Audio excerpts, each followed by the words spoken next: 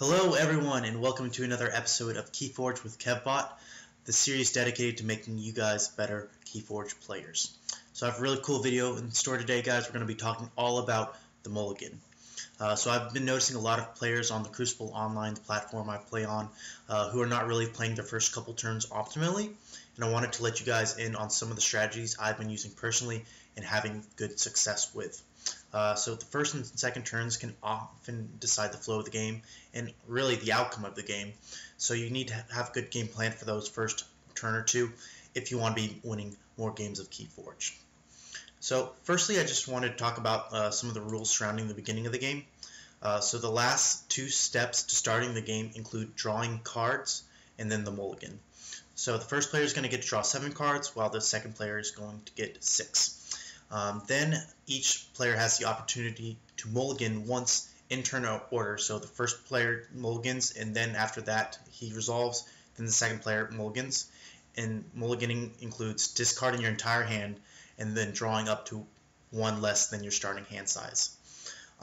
So I also want to mention the first turn rule, which states that on the first player's first turn of the game, they can only play or discard 1 card. Really, you want to be playing that card. You don't want to be discarding.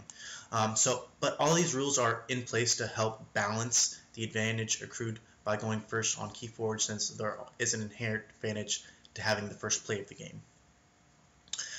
Since we have 2 different gameplay scenarios, though, depending on play order, whether you're going first with 7 cards or second with 6, we have 2 frames of reference that we need to be analyzing when we're talking about the mulligan. So first, the player going first is going to be drawing to 7 and then only getting to play 1 card, where the second player is going to be drawing to 6 and getting to play multiple cards on his first turn. It's a pretty big difference there. Now we need to ask ourselves what we want to accomplish on the first turn of the game.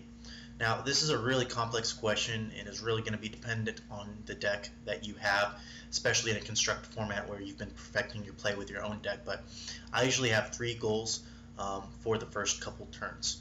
The first one being playing a threat, which to me is a card that's going to accrue advantage over multiple turns for myself. The second one would be playing as many cards as possible so I can leverage board control and reaping over the course of the game. And lastly, I just want to be setting up a good turn 2 with multiple matching cards in another house, or even in the same house if possible. So if you're going first, you really want to use strategy number 1 and drop a threat on board that will give you an advantage over your opponent. So really good examples of these cards could be Mother, Hunting Witch, or Dominator Bauble. So Mother is self-explanatory, gets you an extra turn at the end of each turn when you draw up. Hunting Witch, in the same vein, you're going to be getting an extra amber every time you just play a creature card. So if that's not answered, you're going to be hugely advantage over your opponent.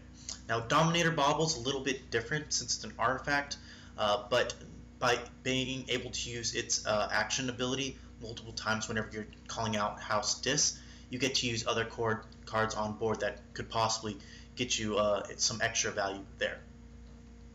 So by putting one of these types of threats on the board, your opponent will usually have to choose between developing their own board optimally with their own game plan, or by dealing with your threat by fighting or using some sort of removal. Another thing to note here is that they're actually less likely to have removal for your high-powered threat. So really, the earlier you can be playing these cards out, the safer they're going to be. So by forcing your opponent to make one of these decisions, it's going to put you at an advantageous position either way, since you're either going to get to stick that threat for multiple turns, or they're going to have to make an awkward play in order to deal with your card in some way. So the only way they can match your tempo is to play their own threat and sort of go on the board like that. So good turn 1 hands going first might look something like this. So different colors are different houses here, but you're going to have 1 threat marked by a T and then a mix of the other houses. You could also have 1 threat, 3 to 4 on house cards matching that threat that you can play on the second turn, or even just not having any threats, but just having a lot of on-house cards that you can deploy on the first and second turns and sort of get ahead on the board like that. So if you don't have a combination of cards that are approximately one of these types, probably should be looking at a mulligan there. Especially if you're going first, you need to be mulliganing aggressively because it really is sort of free. Since you're starting with an extra card, you're starting with 7 cards, and you only get to play 1 card on that first turn. You really want it to be a good card. So if you're going second, things are a little bit different. You want to be playing as many cards as possible, including high-powered threats if you can. You also want to be putting a higher priority on removal, since your opponent is likely to have some sort of threat on their own. And the advantage of going second is that you get to play multiple cards, right? So you really want to be taking advantage of that, playing 3 or more if you can on that first turn. So good hands going second might look something like having 3 to 5 matching on-house cards that you can deploy all in the first turn. That would be great. Also possibly just having a threat and a couple more extra cards just to help fill out that board state on the first turn for you. Or even just having an even split between 2 houses that you can deploy between the first and second turns. So if you're not meeting one of these requirements, you need to be considering mulliganing going second. However, when you are considering that, it is a little bit more risky than mulliganing going first, since you'd have to go down to 5 cards, of course. So your odds of hitting multiple on-house cards that you want to be doing is going to be going down, so you have to be a little bit more cautious going second. So now that we have a general idea what our strategy wants to be for going first, going second, mulliganing, we'll take a look at a couple examples. Alright guys, so here we are in our first in-game example. So we'll go ahead and look at this hand. We are essentially going first in this scenario, but looks like we have 4 Sanctum cards, which is pretty nice. We have Devil, Wild Wormhole, a Bat Drone, and a Library of Bauble. So not too bad. We also have the option of playing 2 Sanctum creatures, 2 Raiding Knights, or just 1 Regrowth. So I'm a little tempted to keep this because having all these Logos cards could be a good turn 1 play, but if we're just playing 4 cards over our first 2 turns, probably not the most ideal scenario, although Wild Wormhole is a pretty good card. So if this were a real game, I would probably keep this hand just because it's not amazing, but it's not horrible either. So let's mulligan it though to see what we would have gotten. And so mulliganing probably would have been the better thing there, because we could have gone Mother, which is one of my great threats to play that I mentioned, into a second Logos turn with 2 more Bat Drones to follow it up. So correct decision there was to mulligan, but it's pretty even either way. Alright, here's another example we have for you guys, another new deck. We have Promenade, Untamed, and Shadows. We're going first in this scenario. We have 1, 2, 3, 4 Untamed cards. Dew Fairies are great to drop early because they are elusive, and then you can reap to gain 2 instead of 1. Having 2 of those is really nice, but Nocturnal Maneuver and Fogbank aren't really doing much for us, though it could protect our fairies. We have 1 Bumpsy, which is fine to play. We could use to attack possibly, and then a Nerve Blast and a Master Plan. I would probably be mulliganing here just because we don't have a really great turn 1 play in our turn 2 plays just to follow up a mediocre turn 1 play. So I would be mulliganing here. See what we end up with. So we have Tremor, Gauntlet of Command. So this is one of those action artifacts that you can take advantage of over multiple turns, so that wouldn't be bad to get out. And we have an even split between 2 houses, so this is definitely better since we can go turn 1. No, not definitely better, but we can go turn 1 Gauntlet and then follow it up with a Shadows or Promenade turn depending on what we draw.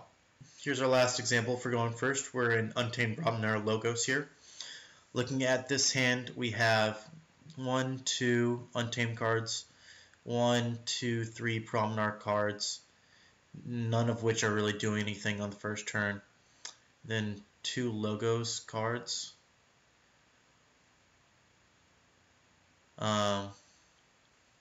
So yeah, not really excited about this hand, so I would definitely mulligan it. Very subpar.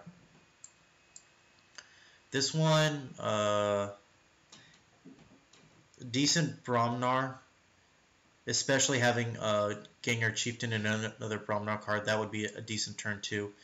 And then we could start turn 1 with just a Niflheim. This is definitely better than that other hand because we can go Niflheim turn 1, and then our Bromnar cards to do a double fight with 2 Gengar Chieftains. That's going to clear out our opponent's board, get us some advantage. So definitely a better choice to Mulligan in that position.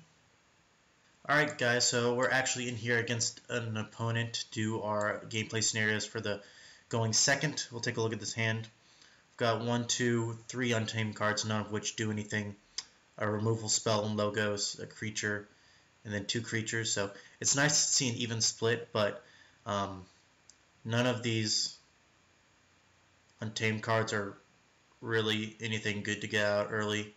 So even though we could clear our hand in 2 turns, we're not really achieving anything. So this is very a subpar hand. We're definitely going to mulligan. And slightly better. Again, we're just going to be playing 3 logos cards. So this is actually a slightly worse hand than what we originally were starting with. But what we were starting with is just not very good either. So this is one of the downsides of going second in mulliganing, right? You get less cards, so it's less likely you can have a good mulligan. But this will be fine. We'll go logos here, and then just play our cards. Getting to play 3 cards and a couple creatures is fine. So again, one more round. We're going second here, looking at the mulligan. We do have 3 on-house cards. However, Pit Demon in our opener is not amazing, and neither is Shoaler. But as we saw last time, mulliganing is a lot more difficult going second, so I think we should actually just keep these cards here. This is a decent turn 1, and Witch of the Eyes can accrue some decent advantage over time. So I'm not going to mulligan. Hey guys, thanks for making it to the end of this video. I know it was a really long subject there on the mulligan. But if you guys did learn something, please do leave a like, a comment, or a subscribe if you want to see more of these strategy type videos. And let me know if you do like these type of videos, or if you just want to see more gameplay. I always love hearing feedback from you guys. But that does it for me today. I hope you guys all have a great day whenever you're watching this video. And as always, good luck out there battling in the Crucible.